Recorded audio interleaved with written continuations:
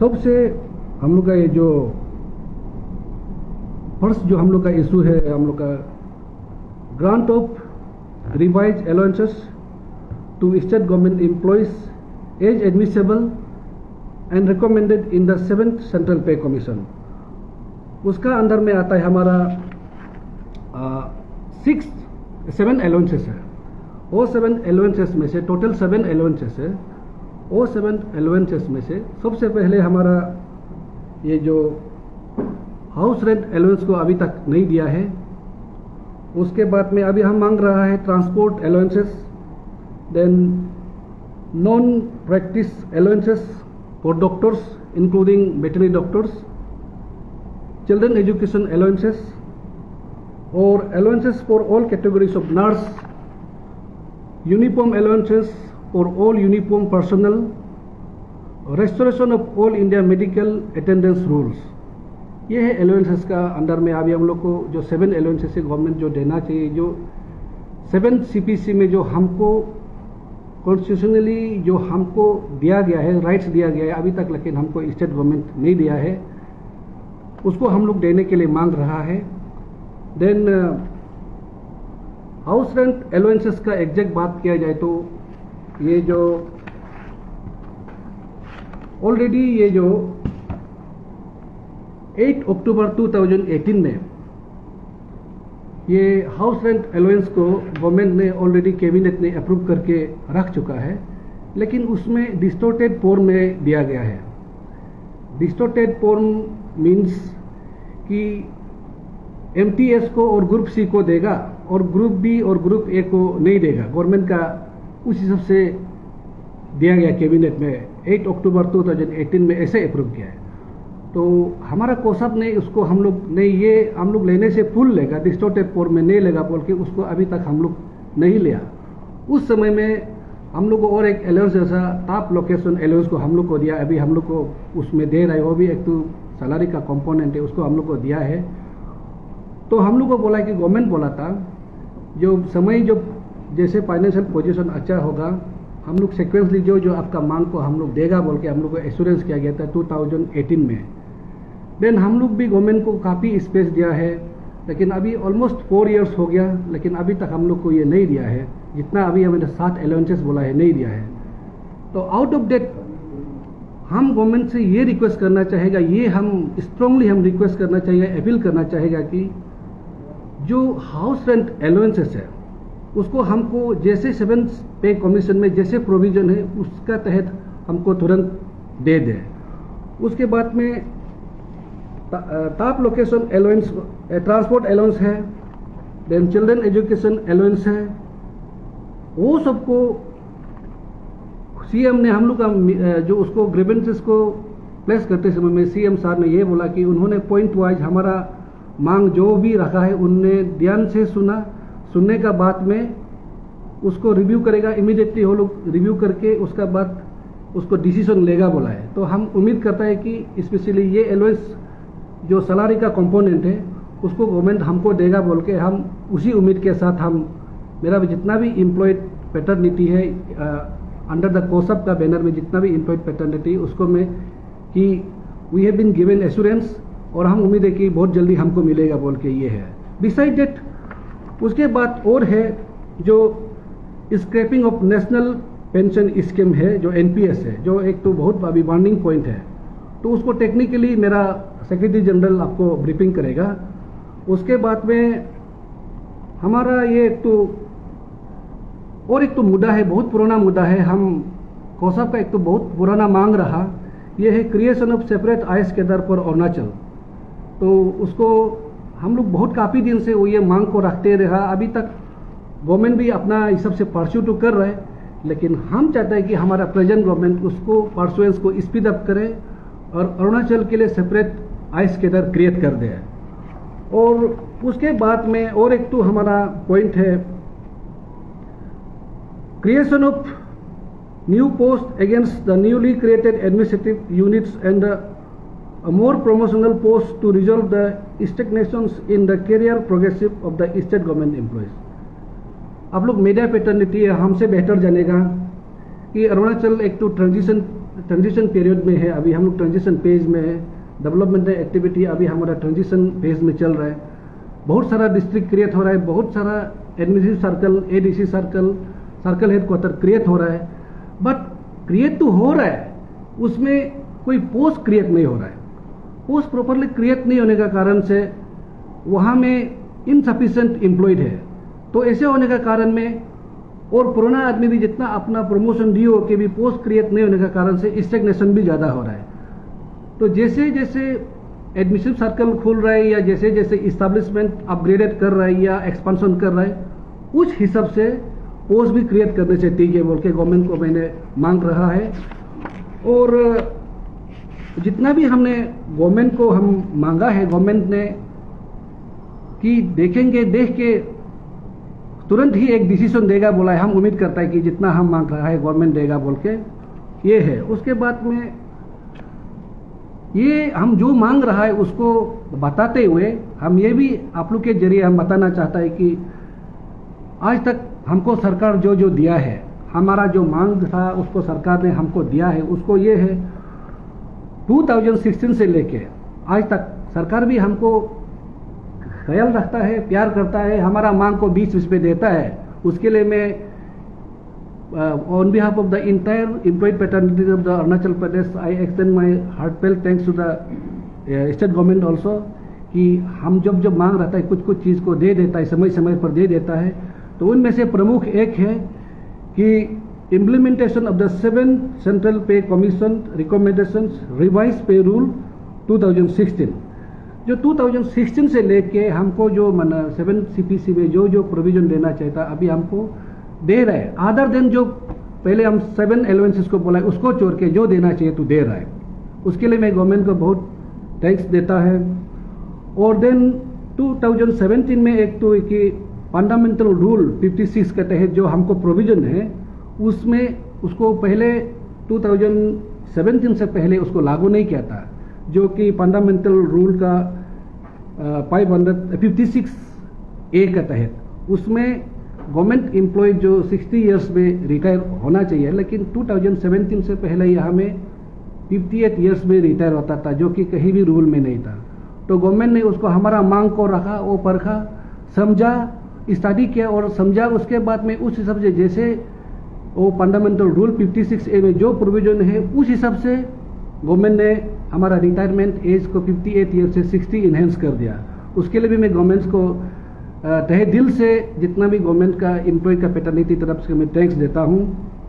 उसके बाद में 2018 में एक तो ये कि implementation of private allowances rate as per the recommendation of the central pay commission और implementation of the top location allowances TLA बोलता है उसको लागू करने से पहले उसको स्पेशल कॉम्पेंसेटरी अलाउंस बोलता था।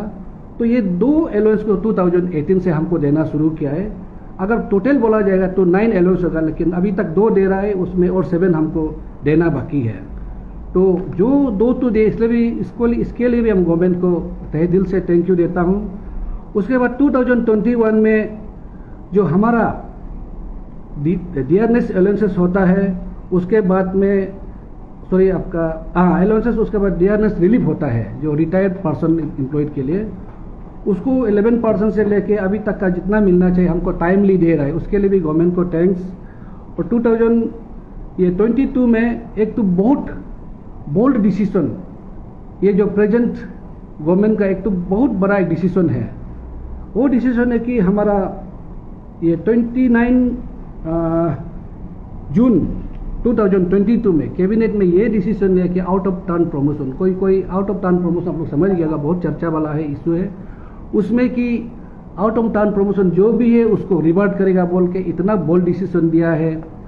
और उसको हम लोग कोसप ने काफ़ी साल से सिंस लास्ट 7 to 8 ईयर्स हम लोग मांग रहा था कि उसको ये जो ये आउट ऑफ टर्न प्रमोशन को रिवर्ट करना है, इम्प्लीमेंट करने नहीं देना है बोल के हम लोग कोसप ने परसिस्टेंटली डिमांड रहा। तो हमारा डिमांड को गवर्नमेंट ने सीरियसली लिया है, उसका इफेक्ट को समझा है, मेरिट एंड डीमेरिट को समझा है। समझने के बाद में गवर्नमेंट ने एक तो बहुत हिम्मत दिखा के एक तो डिसीजन दिया कि कैबिनेट ने कि उसको आउट ऑफ टर्न प्रमोशन को अभी से रिवर्ट करेगा बोल के, इम्प्लीमेंट नहीं करेगा बोल के। उसके लिए भी मैं गवर्नमेंट को, स्पेशली हमारा जो भी अभी कैबिनेट, जो भी अभी प्रेजेंट गवर्नमेंट को मैं on behalf of entire employed fraternity of the Arunachal Pradesh हम तहे दिल से मैं थैंक्स देता हूँ। और उसके साथ साथ एक तो ये हमारा गवर्नमेंट के लिए जो हमारा बीइंग ए एम्प्लॉयड, हम लोग गवर्नमेंट के लिए क्या कंसर्न है, हमने भी कुछ कंट्रीब्यूशन दिया। जैसे आप लोग जानते हैं 2019 में 1920 में आपका कोविड होके वर्ल्ड वाइड एक तो पैंडेमिक ब्रेकआउट हो गया था। उस समय में हर जगह पूरा everywhere chaos and confusions were there. तो कब क्या, कहाँ क्या करना है, एवरीबॉडी वेयर कंफ्यूजन। उसमें हमने, हमारा प्रीवियस टीम है पाटर मारिक था, उस समय में प्रेसिडेंट कोसप था, उसका डिसीजन, उसका लीडरशिप में कोसप ने ये डिसीजन किया कि हमारा जितना भी एम्प्लॉयड पैटर्निटी का एक दिन का सैलरी को हम गवर्नमेंट का चीफ मिनिस्टर का रिलीफ फंड में हम लोग डालेगा बोल के, और उसको जितना भी हमारा एम्प्लॉयड पैटर्निटी ने दिल खोल के उसको साथ दिया है, कोसप का अपील को साथ दिया है। और हमारा ये जो एक दिन का सैलरी को चीफ मिनिस्टर रिलीफ फंड में हम लोग डालाते हैं 2019-20 में, ताकि उसका छोटा हो सकता है लेकिन उसका कंट्रीब्यूशन से स्टेट इंटरेस्ट के लिए जो कोविड को फाइटिंग में काम आ सके बोल के हमारा एक तो सोच था, जो कि हम लोग एक तो ऐसा डिसीजन देने का बाद में कुछ दिन का बाद में बाकी एलाइड सर्विस के अंदर लोग भी अपना कंट्रीब्यूशन को जारी रखा। उसी का हम लोग का जो काम किया उसका हिसाब से चल के किया है। वो एक तो हम लोग एक तो सिंपल गवर्नमेंट को सिर्फ ऑल टाइम हम लोग गवर्नमेंट से नहीं मांगता है, कभी कभी सिचुएशन आने से गवर्नमेंट को भी हम लोग गिव बैक मिशन हम लोग का दिल में है। इसलिए इसके लिए भी हम जितना भी गवर्नमेंट एम्प्लॉयड पैटर्निटी को हम मैंने थैंक्स देना चाहेगा कि, और उम्मीद करता कि कल को आने वाला समय में भी अगर भगवान ना करे ऐसा नेशनल कुछ इमरजेंसी आ जाए या तो डिजास्टर सिचुएशन आ जाए, ऐसा समय में एजेंट वेन कोसप अपील्स एंड रिक्वेस्ट ऐसा आगे बढ़ेगा बोल के हम उम्मीद करता है और रिक्वेस्ट करता है कि ऐसा ही जैसे गेस्चर बना रहे बोल के हम एक तो मेरा एम्प्लॉयड पैटर्निटी को भी हम रिक्वेस्ट एंड थैंक्स देता है। और उसको बोलते हुए हमारा सीएम साहब का साथ मिलते समय में हमारा एक तो बहुत अच्छा सजेशन एंड हम लोग को दिया गया है कि बहुत सारा नेशनल सेंट्रली स्पॉन्सर स्कीम हो गया या तो कोई भी फ्लैगशिप प्रोग्राम हो गया, स्टेट स्पॉन्सर स्कीम है, बहुत सारा स्कीम है। वो स्कीम कुछ कारण से ग्रास रूट लेवल तक ठीक से नहीं पहुंच पाता है। तो उसको हमारा प्रेजेंट गवर्नमेंट बहुत कंसर्न है। तो जो भी डिपार्टमेंट में जाता है, एनी XY डिपार्टमेंट जाता है या फंडिंग एजेंट फंड करता है, ऑटो डिपार्टमेंट ही जाता है। तो सो टू से implementing agency is also government employed, funding agency is also government employed. तो हम कोसप का फोरम से या कोसप का बैनर से हम जितना भी अरुणाचल का एम्प्लॉयड है, मैं उसको एक तो रिक्वेस्ट करता हूँ कि कहीं भी अगर नेशनल आपका सेंट्रली स्पॉन्सर स्कीम हो गया या स्टेट स्पॉन्सर स्कीम हो गया या कोई भी फ्लैगशिप प्रोग्राम है, स्कीम है, उसको ट्रू लेटर एंड स्पिरिट में इम्प्लीमेंट करें। और अगर कहीं में इम्प्लीमेंटेशन में कहीं में प्रॉब्लम होता है या लोकल प्रॉब्लम होता है, कुछ भी प्रॉब्लम होता है, उसको भी एक अक्रॉस द टेबल डिस्कशन करके सही जेन्यून जो बेनिफिशरी को पहुंचना चाहिए उसको पहुंचे। मैं ये चाहता हूँ कि, और एक तो बहुत अच्छा बात है कि उस चीज़ को हमारा प्रेजेंट गवर्नमेंट जो ग्रास रूट लेवल तक बेनिफिट्स पहुंचता है नहीं पहुंचता, एक तो कंसर्न रखता है। और बीइंग ए गवर्नमेंट एम्प्लॉयड मेरा भी एक तो जिम्मेदारी बनता है, हमारा भी जिम्मेदारी बनता है कि हम उसको मॉनिटर करें, हम देखें कि जरूरी नहीं है कि हम उस डिपार्टमेंट का मेरा रोल नहीं, ऐसा नहीं। इन जनरल सही में हमारा सरकार जो हमको स्कीम दे रहा है, किसी भी सोर्स से दे रहा है, वो हमारा ग्रास रूट लेवल तक एक्चुअल बेनिफिट्स तक पहुंचता है कि नहीं पहुंचता है, वो चीज़ हमको भी as a citizen, as a government employed हमको भी उसको मॉनिटर करना है, जानना है। और कहीं कहीं हो सकने से कोई भी हो सबका थ्रो हो या कोई भी इंडिविजुअल हो, बीइंग ए एम्प्लॉयड अगर अच्छा फीडबैक दे सकता है तो फीडबैक दे के उसको सक्सेसफुली इम्प्लीमेंट कर सकने के लिए हम जितना भी गवर्नमेंट एम्प्लॉयड को हम थ्रू दिस कोसप फोरम हम रिक्वेस्ट करता है, अपील करता है। तो उसके साथ में हम ये जो हमारा सेक्रेटरी जनरल का थोड़ा रिक्वेस्ट करेगा कि ये जो स्क्रैपिंग वाला NPS को थोड़ा सा आप ब्रीफिंग कर दीजिएगा। Good afternoon, friends. मैं एनपीएस को मैं थोड़ा सा डिटेल में समझाना चाहूँगा। 2003 में पार्लियामेंट में एक एक्ट पास होता है सेंट्रल गवर्नमेंट एम्प्लॉयज़ के लिए एक national pension contributory pension scheme. तो बाद में इसको नेशनल पेंशन स्कीम का नाम दिया जाता है। इसके तहत 2004 जनवरी 2004 का बाद जो सेंट्रल गवर्नमेंट में नौकरी घुसता है उसको रिटायरमेंट पेंशन नहीं होगा, वो अपना एक एनपीएस का रूप में एक अपना कंट्रीब्यूशन होगा, फंड कंट्रीब्यूशन होगा। वो प्रादा का या एनएसडीएल का अकाउंट में जाएगा और उसको इन्वेस्ट किया जाएगा, एक कंपनी में इन्वेस्ट होगा। उस कंपनी में जैसे पैसा का ग्रोथ होगा उस हिसाब से उसको पेंशन दिया जाएगा। तो अरुणाचल में जनवरी 2008 से ये लागू होता है। तो इसमें फ्रेंड्स ऐसा है, अभी का मैं अरुणाचल कॉन्टेक्स्ट में बात करता हूँ। अरुणाचल में अभी तक जनवरी 2008 से नया अपॉइंटमेंट एनपीएस का सब्सक्राइबर जो है 27,500 प्लस हो गया। तो जिसका कंट्रीब्यूशन है एनुअली मोर देन 100 करोड़। तो एम्प्लॉयज़ का अभी 2 कैटेगरीज हो गया, एक ओल्ड एज पेंशन, एक नेशनल पेंशन वाला। तो ओल्ड एज पेंशन वाला प्रायर टू जनवरी 2008 जितना पुराना एम्प्लॉयज़ है उनका एक कंट्रीब्यूशन होता है जीपीएफ जो है, जीपीएफ में जो भी 6% not less than 6% from the basic, वो जो है स्टेट गवर्नमेंट का एक कॉर्पस फंड में उसको डिपॉजिट किया जाता है। तो स्टेट गवर्नमेंट जब भी चाहिए उसको यूज़ कर सकता है और एम्प्लॉयज़ जो कंट्रीब्यूटर है उसका एक विड्रॉल का भी एक सिस्टम होता है। सर्टेन टेन्यूर क्रॉस होने का बाद में उससे थोड़ा एम्प्लॉयज़ भी विड्रॉ कर सकता है। लेकिन एनपीएस में जितना भी कंट्रीब्यूशन होगा, एनपीएस में ऐसा है, इसमें टायर 1 टायर 2 है। टायर 1 में ऐसा है, एम्प्लॉयर को यानी कि स्टेट गवर्नमेंट को 14% देना है, एम्प्लॉय को 10% देना है। यानी कि बेसिक का ऊपर में 24% जो कंट्रीब्यूशन होगा उसको जो है प्रादा का अकाउंट में दिया जाएगा। प्रादा जो है provident fund regulatory development agency, तो स्टेट गवर्नमेंट से कोई मतलब नहीं है। तो अभी मोर देन 100 करोड़ वहाँ जा रहा है। तो हमारा कहना है ये लॉ जो है इसलिए लाया गया है, पेंशन का रिटायरमेंट का बाद में पेंशन देने के लिए गवर्नमेंट को प्रॉब्लम हो जाता है, गवर्नमेंट का पास में पैसा नहीं होता है। तो इससे बचने के लिए गवर्नमेंट ने एक पॉलिसी बनाया। लेकिन मैं अरुणाचल प्रदेश का कॉन्टेक्स्ट में मैं बात करने से 2008 का बाद जितना नौकरी आया उसका रिटायरमेंट जो है 2045-50 का बाद स्टार्ट होगा।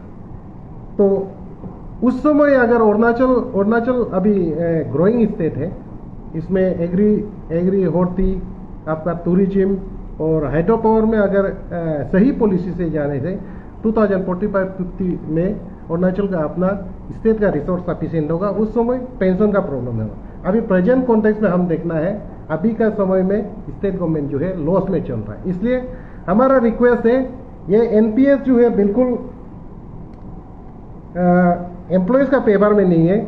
हमारा गवर्नमेंट जो है वेलफेयर स्टेट है, पीपुल्स वेलफेयर गवर्नमेंट है। इसलिए हम स्टेट गवर्नमेंट से रिक्वेस्ट करता है कि एनपीएस को स्क्रैप करके ओल्ड एज पेंशन को हमारा जितना स्टेट गवर्नमेंट एम्प्लॉयज़ है उसका लिए वापस लाए। अभी इंडिया में कोई स्टेट जैसे कि राजस्थान, छत्तीसगढ़, उत्तरांचल और ये मध्य प्रदेश में अभी वापस लाने वाला है। इन लोग ने न्यू पेंशन स्कीम या नेशनल पेंशन स्कीम को स्क्रैप करके ओल्ड एज पेंशन में रोल बैक किया है। तो इसी तरह हम स्टेट गवर्नमेंट को रिक्वेस्ट करता है, जितना भी अभी एनपीएस है इसको एनपीएस को रोल बैक करके स्क्रैप करके ओपीएस को रोल बैक करें।